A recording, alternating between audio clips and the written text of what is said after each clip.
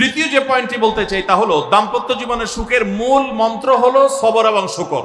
সবর এবং আমাদের দেশে সর্বস্তরে, শুধু দাম্পত্য জীবনে না, সব ক্ষেত্রে বেসবরি, ধৈর্যহীনতা, অসহিষ্ণুতা এটা এমন পর্যায়ে চলে গেছে, আপনারা পত্রিকার পাতা খুললেই দেখবেন যে বিয়ে বাড়িতে চিংড়ি মাছ দেওয়া হয়েছে সাইজ একটু ছোট, সেজন্য মারামারি হয়ে শুধু বিয়ে ভাঙছে তা নয়, 2-4 জন মারাও গেছে।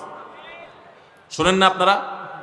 মানে তা 4-5 দিন আগে নিউজ দেখলাম যে বিয়ের অনুষ্ঠানে সামান্য একটু কথা কাটাকাটিকে কেন্দ্র করে মেয়ের ভগ্নিপতি না খুব নিয়ারেস্ট একজনকে পিটিয়ে মেরেই ফেলেছে। ভাইরা আমার, এই ধরনের ঘটনা আপনারা শুনেন না? ঘরে ঘরে অসহিষ্ণুতা এবং ধৈর্যহীনতা। আমি একটা কথা প্রায় বলি, আপনারা কি জানেন কিয়ামতের ময়দানে আল্লাহর কাছে বান্দা কোন আমল করলে হিসেব ছাড়া জান্নাতে যাবে? জানেন কেউ? বলতে পারেন কেউ? ভাই, আল্লাহর কাছে হিসেব দিয়ে জান্নাতে যাওয়া কি সহজ কাম না কঠিন কাজ? আরে আল্লাহর কাছে তো অনেক দূরের কথা।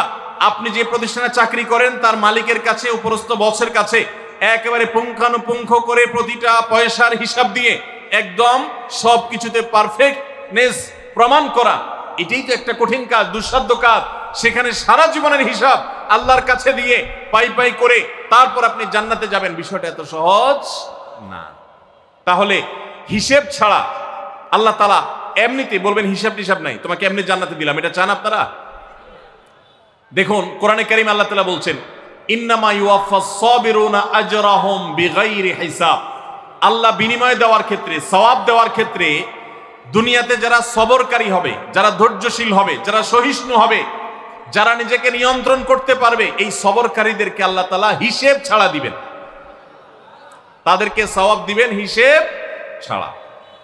তাহলে আপনি যখন আপনার কর্মস্থলে থাকবেন আপনাকে ধৈর্য ধারণ করতে হবে। আপনি যখন পাবলিক পরিবহনে উঠবেন আপনার মাথা ঠান্ডা রাখতে হবে। আপনি যখন আপনার বাসা বাড়িতে থাকবেন আপনার মাথা ঠান্ডা থাকতে হবে। মাথা গরম হয়ে যায় যাদের, হট মেজাজ যারা, কথায় কথায় মাথা গরম হয়ে যায়, ধৈর্যহীন হয়ে যায়, যেখানে সেখানে গন্ডগোল বাধায় দেয়, মারামারি বাধায় দেয়, ধৈর্য সহ্য বলতে কিছু নাই, এই লোকগুলো কিন্তু এই সৌভাগ্যবান মানুষদের কাতারে সামিল হতে পারবে না।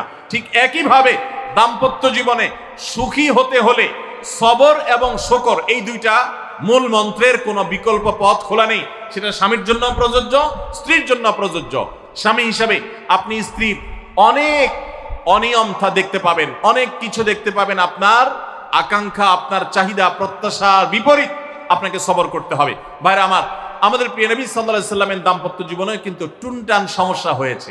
আপনারা মনে করতে পারেন নবী সাল্লাল্লাহু আলাইহি সাল্লামের ঘর, ওনার স্ত্রীগণ সাহাবী, তারা উম্মুল মুমিনিন আমাদের মা, এত মর্যাদাবান মানুষ তারা, তাদের আবার ঝামেলা হয়েছে। ভাই, দাম্পত্য জীবনে টুকটাক সমস্যা তাদেরও হয়েছে।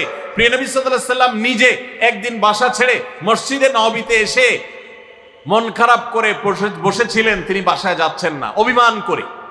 ওমর রাদিয়াল্লাহু তাআলা আনহু বিষয়টা বুঝতে পেরে, তার মেয়ে যেহেতু নবী সাল্লাল্লাহু আলাইহি সাল্লামের স্ত্রী, তিনি সেখানে গিয়ে ভেতরে প্রবেশ করে তার সাথে কথা বলে তথ্য উদ্ঘাটন করে সেটা মিটমাট করার ব্যবস্থা করেছেন। স্বয়ং নবী করিম সাল্লাল্লাহু আলাইহি সাল্লামের জামাতা, ইসলামের চতুর্থ খলিফা আলী রাদিয়াল্লাহু তাআলা আনহু, তার মতে এত মর্যাদাবান মানুষ, তার ঘরে স্ত্রী হিসাবে আছেন কে? মুহাম্মদ সাল্লাল্লাহু আলাইহি সাল্লামের মেয়ে, জান্নাতে নারীদের সর্দার ফাতিমা রাদিয়াল্লাহু তাআলা আনহা। এত বড় মানুষ তারা, স্বামী স্ত্রী দুইজন, দুই দিককার নেতৃত্বে, একজন যুবকদের নেতৃত্ব দিবে, আরেকজন জান্নাতি যুবতীদের, নারীদের নেতৃত্ব দিবে। এত বড় মর্যাদাবান মানুষ, তাদেরও দাম্পত্য জীবনে কিন্তু টুনটান হয়েছে। একবার আলী রাদিয়াল্লাহু তাআলা আনহু এসে মসজিদে টানটান হয়ে শুয়েছিলেন মাটিতে, মনটা খারাপ, ঘরে একটু হালকা ঝামেলা হয়েছে, তো এই জন্য মসজিদে নববীতে এসে মাটিতে শুয়ে আছেন।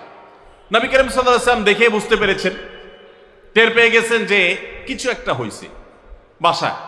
তখন তিনি জামাইকে ডেকে বললেন, কমিয়া আবা তুরাব, এ মাটির বাপ, মাটিতে শুয়ে আছেন, এজন্য রসিকতা করে বললেন, এ মাটির বাপ উঠো, দাঁড়াও দেখি কি হয়েছে বলো।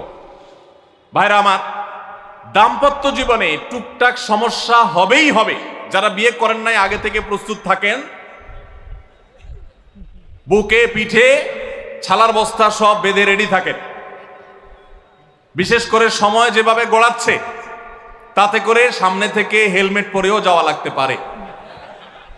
শুধু যাওয়া না, বাসায় ঢোকার সময় বাইক থেকে নামার পরে হেলমেটটা আগে খুলবেন না, আগে যা বুঝবেন পরিস্থিতি কি, তারপর হেলমেট খুলবেন।